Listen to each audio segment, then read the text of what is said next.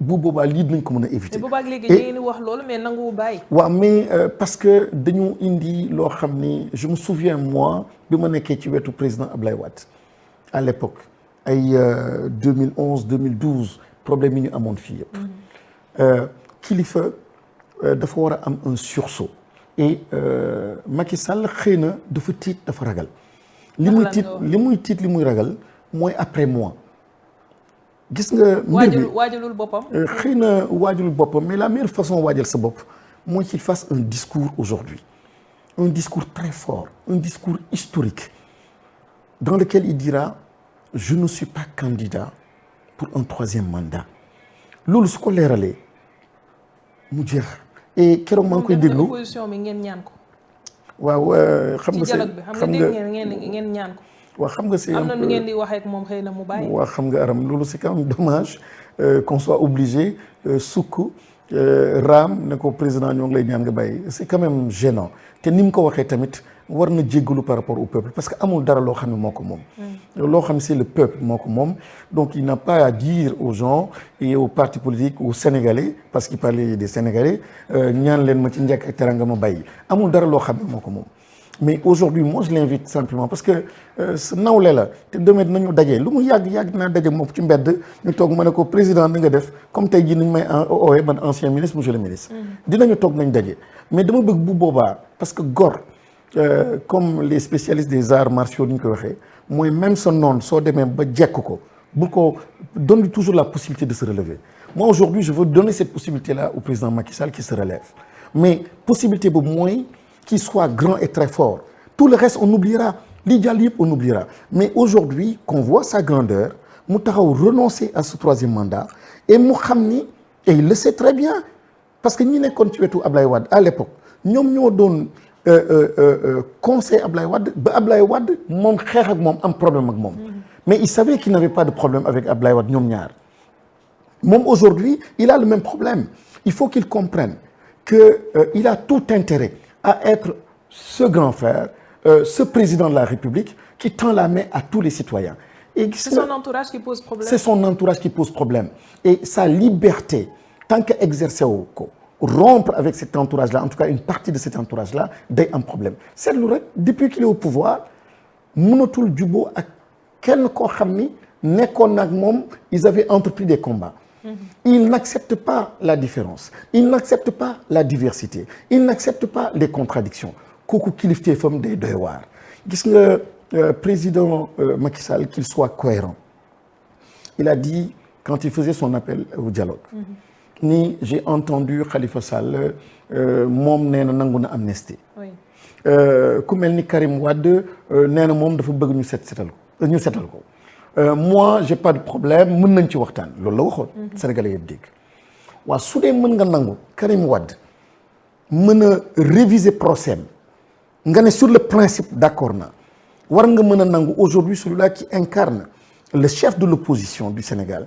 nga bañ a xool ni fii la dëkk fële la dëkk nga bañ a xool dara ci moom nga xool simplement sénégalais yoo xam ne ñoom ñoo làqu ci ginnaawam et qui représentent une partie importante de la population nga ne kii naa ko jox cër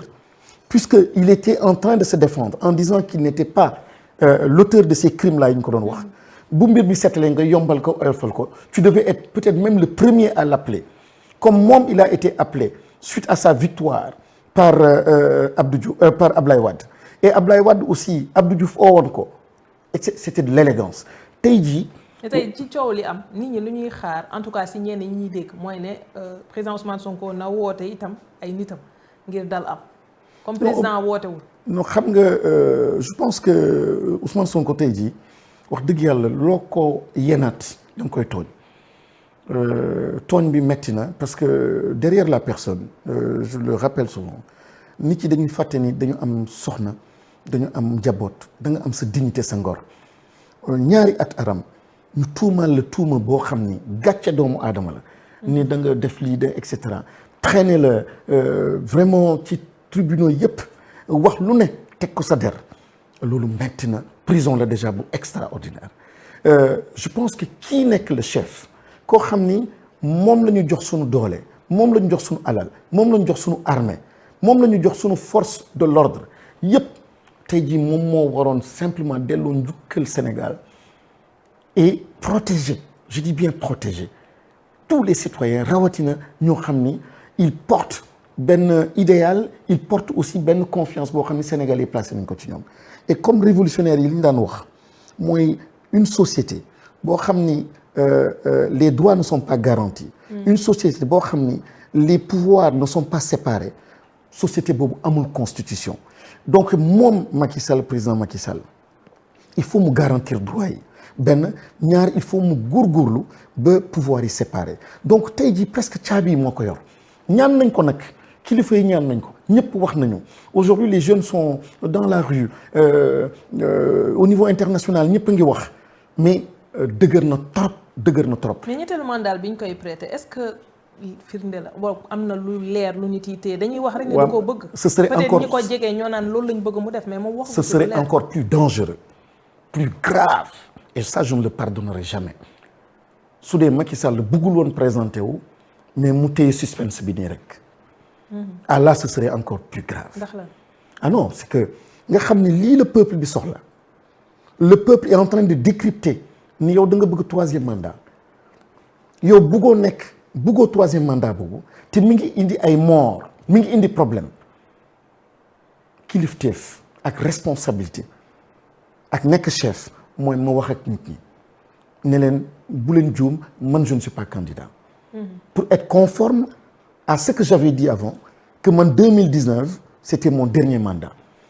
donc loolu la nit ñi di xaar ci moom depuis longtemps donc si li nga may la question boobu su dee suspense la waxagul et cetera et puis on est en train de s'emballer tout je dis donc il est responsable de cette situation-là et j'en appelle aussi. une situation bu ministre yenn yi ne mi ngi sous contrôle ba tey. waaw mais xam nga. ministre de l'Intérieur, c'est dommage quand même. C'est dommage c'est très très dommage gis nga kilifa j'ai été ministre j'ai été dans un gouvernement te je parle sous le contrôle de ñi ma nekkaloon quand il a fallu rendre ma démission. J'ai rendu ma démission. Quand il a fallu dire au président de la République en conseil des ministres et je parle sous le contrôle de tous les ministres qui étaient à l'époque ñëpp teg man yëkkati suma loxo ne président de la République vous aviez effectivement dit que doo présenté wu ça m'a valu beaucoup de difficultés beaucoup de problèmes mais il fallait le dire parce que maay porte-parole bi à l'époque du gouvernement su ma ko waxul foofu naa ko wax ci biti te gis nga nit di wax di xeeb sa bopp di jéppi sa bopp di nekk di perdre sa dignité dara jaru ko àdduna moo tax je dis il y a certains qui sont à côté je suis certain qui ne sont pas d'accord parce que figurez-vous Aram Dieu m'est témoin bi ñu nekkee ci conseil des ministres di wax ba président ne musuma ko wax il y a certains dañu doon reetaan sous cap te ne pourtant yaa ko wax ñuy kaf ci biir et gis nga l'éducation dafa am solo si on n'éduque pas bien xale bii di màgg moo nar a nekk ministre kii nga yarul moom moo nar a nekk police ki nga yarul moom mooy nekk un chef d'État donc éducation dafa am solo penser que de façon spontanée nit nekk na gouvernement il retrouve toute sa dignité et son élégance sa majestuosité c'est pas vrai soo ko amul soo yarul ci loolu doo ko am donc j'invite simplement mes collègues mes amis on se connaît tous ay xarit lañu ay mbokk lañu nous habitons les mêmes quartiers à relever ce défi-là de la dignité ce défi-là de l'histoire et la conscience tranquille vis-à-vis de say doom li nga war a wax sa président loo koy ragal amul fit toog ne ko président man yaakaar naa ne situation bi nii la nga yedd ko li nga ko war a yedd. mais aussi yaa ngi déggante ak président Macky Sall. dégguma ko bëggoon naa ko dégg trop nag ci lu dul cadre bi. yan rapport ngeen am. très cordiaux macha allah xamante woon nañu ci. xamante woon. waaw xamante ne bon. léegi. ñoom mosuñu liggéeyandoo. te man ku ma xam man nekkuma ci ay animosité et cetera je suis voilà je mets en avant la courtoisie c'est pas parce que nous sommes dans des camps différents que et cetera mais par contre wax ni dëgg ñaanuma yàlla jëlee loolu ci man kattan googu jëlee ko ci man je veux lui dire la vérité s'il m'entend alhamdoulilah s'il m'entend pas aussi benn yoon moom mës naa toog ak moom et je m'étais juré que c'était en 2017 je crois 2017 et je dis la première chose bi muy discuter ak moom mooy digganteem ak président Wade pour simplement mu xam ni lii day jeex adduna et cetera et ça suma wareef la woon pour libérer ma conscience mënuma woon commenter nekk ci commentateurs yi am la possibilité toog ak président de la République nga koy ne président c'est bien da ngay dëgëral da ngay et cetera da ngay wane ni guerrier nga tout ça non ku ko def rek yaa ngi yàqal président jox ko fit et le courage dëgg c'est la générosité gis nga être courageux c'est être généreux di wax ju baax être généreux di rassurer les gens être généreux en puisant de soi-même et rassurer ces millions de Sénégalais et toute la communauté internationale qui est complètement aujourd'hui désemparée. Et la générosité du président de la République